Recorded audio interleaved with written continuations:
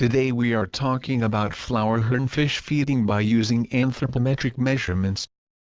Generally, flowerhorn fish have a voracious appetite, and they would literally eat everything up as long as their stomach capacity can accommodate the food they eat. In nature, where food is literally within their midst, it is not a problem when flowerhorn overfeed. It is because they have an enormous swimming area to venture into, that can help them digest and utilize the food that they eat because of the vigorous swimming, leading to more energy consumption. In an aquarium setting where the swimming area is limited, hence energy spending is less, so the golden rule is not to overfeed the fish, otherwise disease is secondary to overfeeding, which leads to the lowering of their immune system, that will develop most common disease called hexamida infection.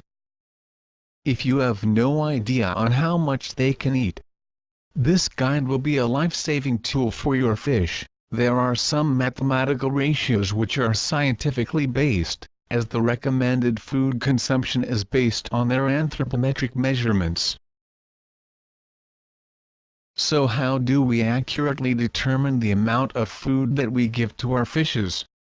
The key factor is their body size or length measured in inches. Measure your fish from the tip of flowerhorn fish mouth to the tip of the tail. Do not include the tail fin in the measurement.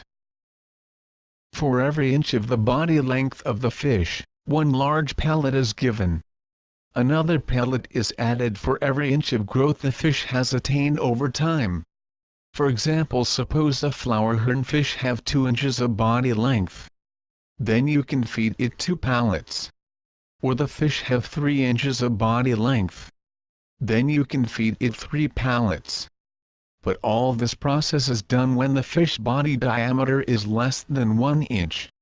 If the diameter is more than 1 inch, the amount of pellets can be doubled, with recommended once-a-day feeding. At the diameter, measure the area centermost area from the ventrum of the fish up to its dorsum. Now let's take example of same body length but different diameters. Like a fish has a body length of 3 inches and a diameter of 0.55 inches. Therefore only 3 pellets per feeding should be given. And a fish has a body length of 3 inches and a diameter of 1.05 inches. Therefore the fish can have up to 6 pellets per feeding. Giving extra food allocation per feeding to your fishes can be tolerated, but the basis is still the body length. So 2 additional pellets on top of the predetermined number of pellets can be added for every 4-inch body length. For example, let's make comparison of body lengths and number of pellets given. For fish W with 3 inches of length, there are only 3 pellets, no additional 2 pellets. For fish X, with 4 inches of length, 4 pellets plus 2 pellet allowance. For fish Y, with 8 inches of length, 8 pellets plus 4 pellet allowance.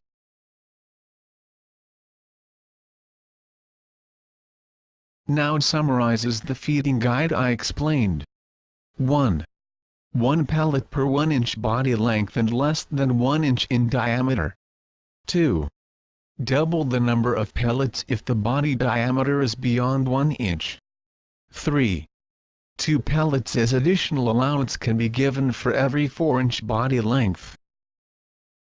If you want to maximize effect of food and vitamins, feed 2 times a day, for that just double the feeding you make in once-a-day feeding. And feed every 12 hours. For pumping your fish, use 3 times day feeding. Get the total number of pellets a flowerhorn is supposed to get based on the twice per day feeding. Divide it into 3, then add 1 pellet per feeding. Most importantly, use a tank heater to increase the metabolism of the fish to avoid the occurrence of bloating and hexa infection. For example, if total number of pellets are 12 per day, divide them by 3, and you will get 4 pellets for 1 time feeding. Now add 1 more pellet in each.